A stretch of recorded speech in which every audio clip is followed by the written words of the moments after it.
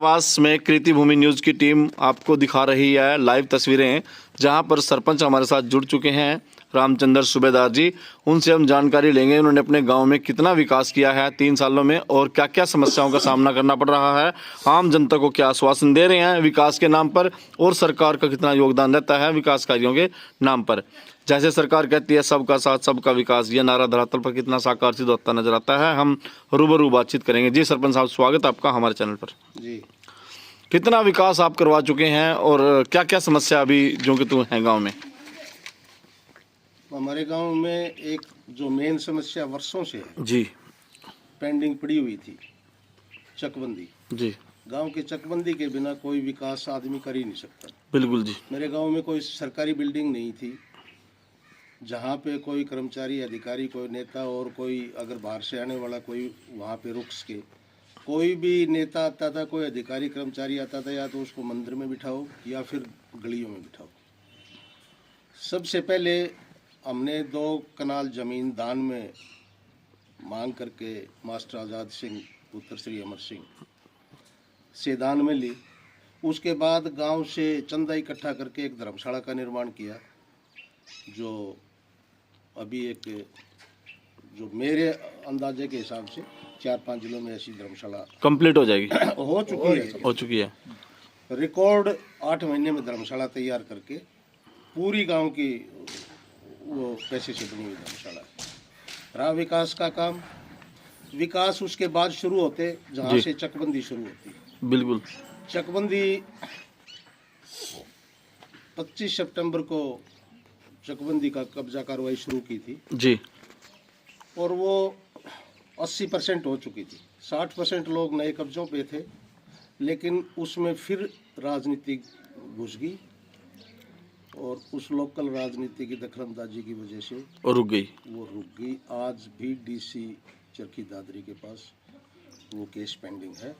सरकार का सहयोग इसके लिए हमें चाहिए, और डीसी जो है वो एक सरकारी कर्मचारी है, जिले का प्रमुख उन्होंने आश्वासन क्या दिया? अधिकारी है। तारीखें चल रही हैं, तारीख पे तारीख। तारीख।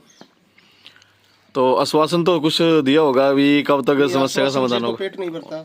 हमने जो जमीन है 2700 एकड़ जमीन है उमरवास के पास, जिसमें से 600 एकड़ हमारा ही एक पार्ट है गांव नंगड़ा जी। 600 एकड़ नंगड़ा के हिस्से की है, और नंगड़ा के सरपंच कृष्ण कुमार भी मेरे साथ बैठे हुए हैं। उस 600 एकड़ की प्लस लगभग 1500 एकड़ की चकबंदी पूरी हो चुकी थी, उसके बीच में रुकी है, और वो रुकने का भी हमें 1 हफ्ता और मिल जाता तो हमारी चकबंदी पूरी हो जाती, और विकास के रास्ते उसी से खुलते। गांव उमरवास से नंगड़ा का जो रास्ता है 33 फुट का कटा है, वो चालू है। गांव उमरवास से डूडीवाड़ा का रास्ता है, वो चालू है, और उमरवास से कड़वाड़ा का रास्ता है, वो चालू है। उमरवास से हड़ौदी का और एक 3.5 किलोमीटर लंबी सीम है जहाँ खेतों का रास्ता था, वहाँ पे पहुंची जिस दिन जेसीबी लगी हुई थी, उसी दिन फिर वो चकबंदी स्टे होगी। इस बारे में सरकार से क्या अपील करेंगे? सरकार से देखो, सरकार के नियमों के हिसाब से चकबंदी बहुत ज़रूरी है। नए एसीओ जुलाई 2025 में नियुक्त किए थे, लेकिन हमारे तो एसीओ को भी वापस घर बिठा दिया, चकबंदी भी रोक दी। इसमें सहयोग हमारे मांगने की ज़रूरत नहीं है, कुदरती सरकार है। सांसद और एमएलए ने कुछ नहीं किया, रुकावट डाली है। उम्मीद होती है जब वोटर एक वोट देता है तो उनसे उम्मीद होती है भी गांव में विकास करेंगे। गांव के लिए कुछ नहीं किया, कुछ नहीं किया। जी बाबूजी, आप क्या कहना चाहेंगे? कुछ किया होगा गांव के लिए? गांव में होया कि कुछ भी ना होया, या करण भी कुछ नहीं हो रहा, उसने को करण दिन। क्या उनका फर्ज नहीं बनता विकास करना? फर्ज तो होता ही है, तो फिर अपने फर्ज से क्यों भागते नजर आते हैं? क्या कारण है? कारण तो उनका कोई राजनीति में कोई दबाव होगा। दबाव के कारण है? क्या सांसद और विधायक का कोई फर्ज बनता है? हाँ जी, कुछ नहीं किया गाँव में काम, कुछ नहीं हुआ तो कोई अधिकार नहीं, कोई अधिकार नहीं। जी, आप क्या कहना चाहेंगे? उनको वोट देने का फिर से कोई अधिकार नहीं। गाँव में काम कोई करवाया नहीं, विकास का काम हुआ नहीं। विकास का काम चकबंदी से होता, उनने रुकवा दी। तो गांव का जो विकास है रुक चुका है। हाँ जी। आपके माध्यम से कौन कौन से विकास कार्य किए गए गांव में? मेरे माध्यम से जब मैंने सरपंच बनने के बाद जी 2 तो गलियां बनवाई है, जी 3 गली बल्कि 2 नहीं, और नाले नूले भी बने हैं, स्कूल में टाइलें लगवाई हैं, और एक जोड़ की कनेक्टिविटी सिंचाई विभाग से करवाई है। जोड़ में पानी की लगभग 1.5-2 किलोमीटर लंबी लाइन बिछाई थी। फिर सीसीटीवी कैमरे और लाइट भी लगवाई है, और जो बजट उपलब्ध है उसी के दायरे में काम। स्वच्छता को लेकर भी कोई मुहिम चलाई गई है आपने? स्वच्छता तो टाइम टू टाइम साफ सफाई करते हैं। होती रहती है। गांव में स्कूल में कोई काम किया हो? स्कूल में कमरों में टाइलें लगवाई है, पानी के वो बनवाए हैं, कुंड बनवाए हैं 2।